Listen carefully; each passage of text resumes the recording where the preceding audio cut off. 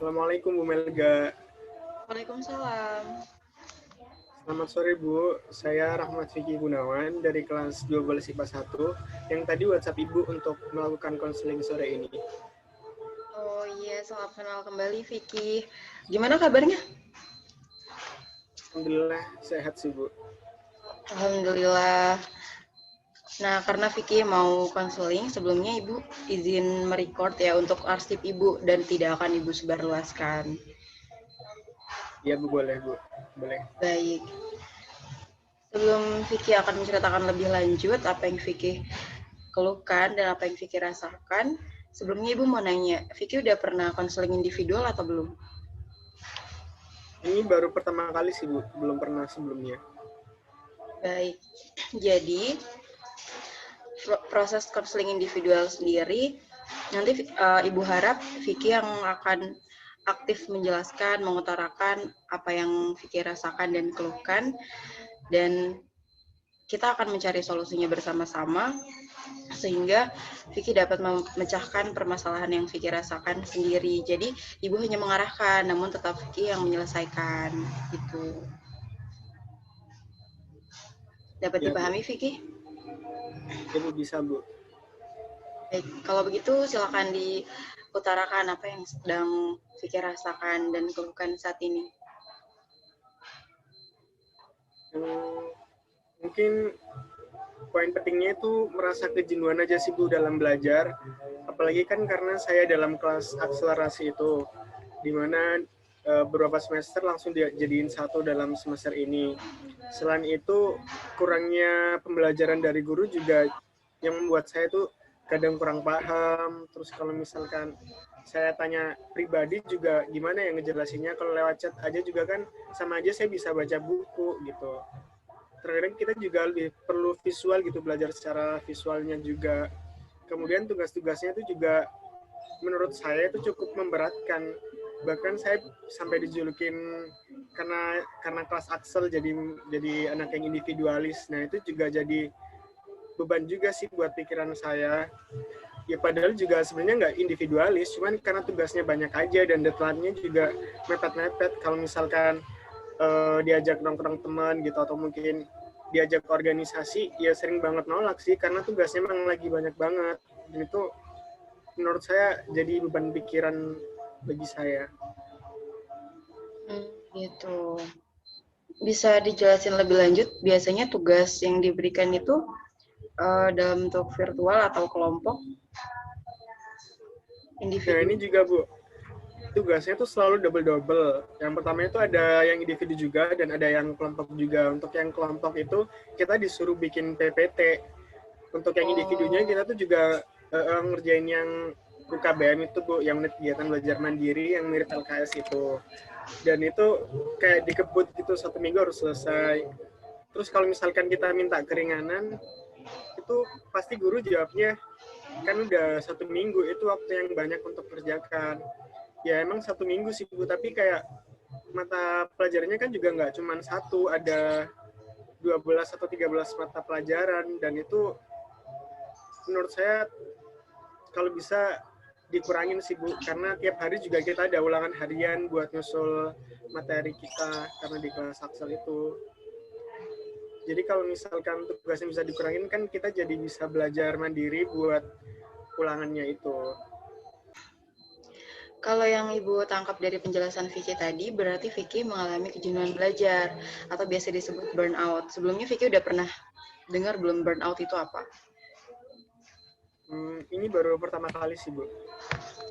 Ya, jadi burnout itu keadaan di mana Vicky mengalami keadaan emosional yang menurun, motivasi belajar menurun, dan itu kaitannya biasanya sama prokrastinasi akademik yang tadi Vicky jelaskan. Kayak sebenarnya deadline-nya itu masih jauh diberikan oleh guru, tapi karena nanti deadline-nya jadi menumpuk. Itu salah satu penyebab atau faktor kenapa sih kejenuhan belajar itu terjadi, apalagi saat daring seperti ini, saat virtual. Seperti tidak ada tugas, padahal deadline itu udah numpuk gitu biasanya. Kalau Ibu boleh tahu, Vicky selain mengerjakan tugas di rumah, apa kegiatannya selain virtual yang bersangkutan dengan virtual?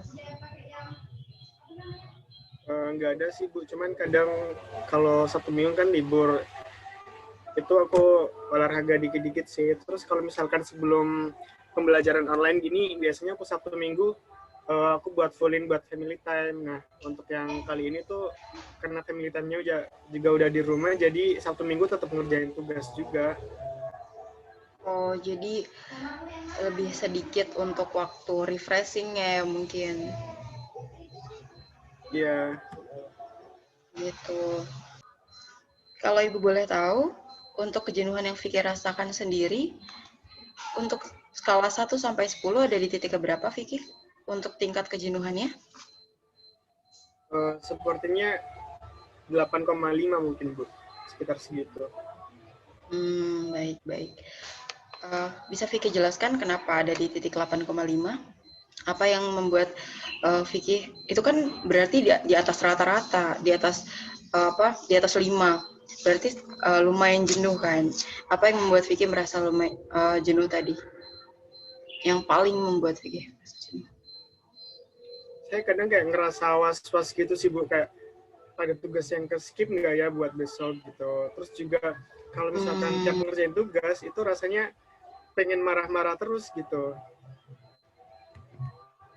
Oh iya benar.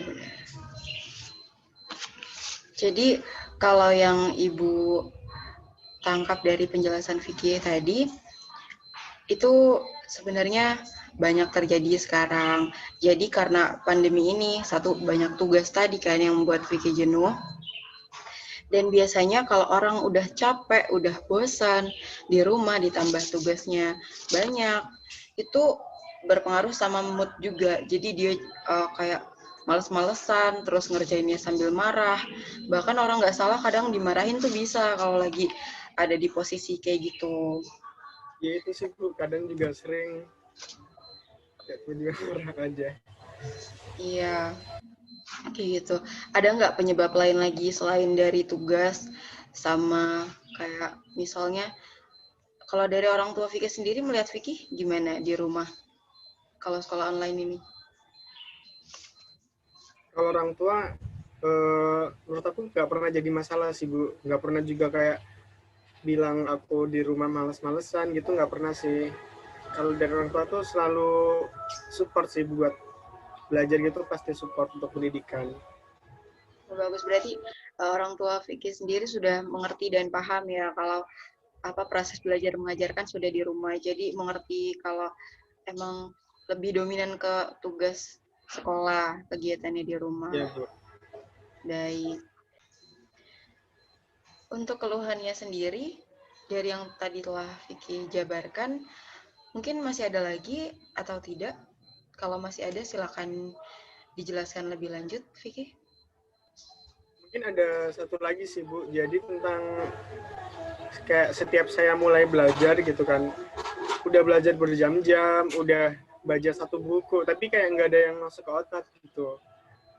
Nah karena kayak gitu juga jadi malah males buat belajar gitu, buat kapan sih aku juga belajar malah nggak ada hasilnya, jadi apa ya, motivasi buat belajar juga jadi menurun gitu. Berarti kalau Ibu bisa tarik kesimpulan, banyak hal-hal yang membuat kejenuhan ini tadi skalanya bertambah besar ya. Dari menurunnya motivasi belajar itu sendiri, terus sampai udah belajar tapi masih nggak masuk kayak gitu. Padahal Vicky sendiri udah usaha kayak gitu. Baik, sampai sini Ibu paham kejenuhan seperti apa yang Vicky rasakan terutama dalam hal belajar. dari mulai kelelahan emosional, terus mungkin jenuh, mungkin tempatnya juga yang kurang bervariasi. Kalau boleh tahu, Vicky, kalau misalnya menjalankan pembelajaran virtual di kamar atau di meja belajar atau di mana? Atau pindah-pindah?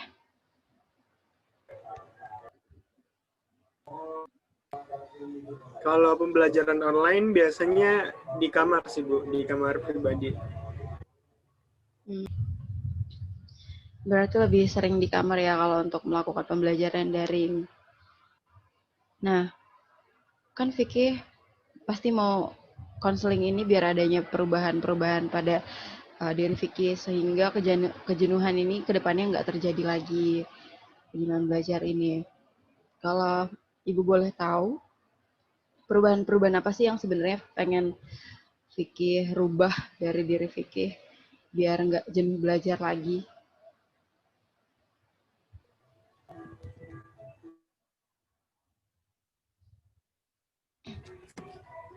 Perubahan yang pertama pastinya ini meningkatkan kembali gitu Bu, motivasi-motivasi belajar aku yang sebelumnya, yang lebih semangat dalam belajar, yang lebih rajin, yang lebih suka untuk belajar juga, yang suka ngulang-ulang materi gitu. Untuk yang kedua, harapannya setelah belajar itu juga ada hasil gitu. Jadi setelah belajar, harapannya ada ilmu baru yang aku ketahui, ada pengetahuan-pengetahuan yang bisa masuk ke otak, ada banyak ilmu yang aku pahamin gitu. Untuk yang ketiga, pastinya aku juga pengen tugas-tugas dari guru itu nggak dijadiin beban, tapi buat suatu hal yang bikin aku santai, tapi tetap selesai gitu kerjaannya. Baik, berarti itu tadi hal-hal yang ingin Vicky rubah agar tidak jenuh belajar lagi untuk kedepannya ya. Nah, sebelum Ibu memberikan arahan bagaimana perubahan itu bisa terjadi, Ibu mau mastiin nih ke Vicky. Vicky yakin nggak kalau perubahan itu sebenarnya bisa terjadi dari Vicky sendiri? Yakin sih Bu. Iya, justru harus yakin karena Ibu sendiri tidak bisa merubah perilaku Vicky uh, kalau tidak ada kemauan dari diri Vicky sendiri. Seperti itu.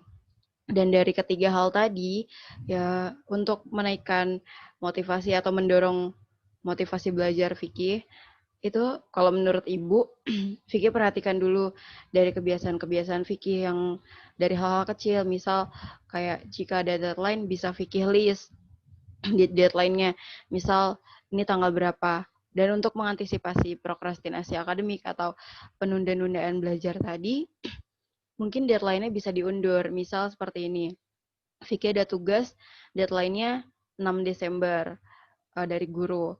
Nah, Vicky list di tugas itu, kalau deadline-nya 5 Desember, jadi uh, bisa mengerjakan sebelum dekat deadline, seperti itu. Dan untuk kejenuhan, itu salah satunya kan bisa meningkatkan motivasi belajar. Selain itu, mungkin bisa mencari tempat yang bervariasi. Jadi kalau misalnya di kamar udah bosen, bisa pindah keluar biar ngelihat pemandangan di keluar di sini. Maksudnya mungkin bisa di teras atau bisa ke rumah saudara kayak gitu. Jadi nggak ngurung diri di kamar aja, pasti itu bosan banget kayak gitu. Dan walaupun nggak sempat rekreasi, mungkin bisa melakukan hobi-hobi yang Vicky suka di kamar. Misal kayak kalau Vicky suka ngedit ya ngedit, kalau suka gambar, kalau suka nyanyi ya nyanyi kayak gitu. Itu bisa apa ya biar nggak terlalu fokus ke belajar karena kan capek juga kalau fokus belajar terus gimana nggak jenuh gitu. Samping itu untuk memotivasi belajar itu sendiri berikanlah reward pada diri sendiri. Jadi misal kalau misalnya aku mencapai target yang aku buat, misalnya UAS aku di atas 80 semua kayak gitu. Atau mungkin ada motivasi lain. Nah, itu berikan reward atau nanti di akhir bulan mau beli apa yang Vicky mau atau mau jalan-jalan kemana, itu nggak apa-apa ada reward. Tapi karena lagi masa pandemi, diharapannya keluarnya tetap mematuhi protokol kesehatan ya. Mungkin hal-hal tadi yang bisa Ibu berikan arahan pada Vicky. yang Ibu harapkan pada Vicky bisa melakukan hal-hal yang tadi Ibu arahkan sehingga mendapat perubahan yang pada diri Vicky sendiri. Begitu. Apakah ada yang masih ingin ditanyakan, Vicky?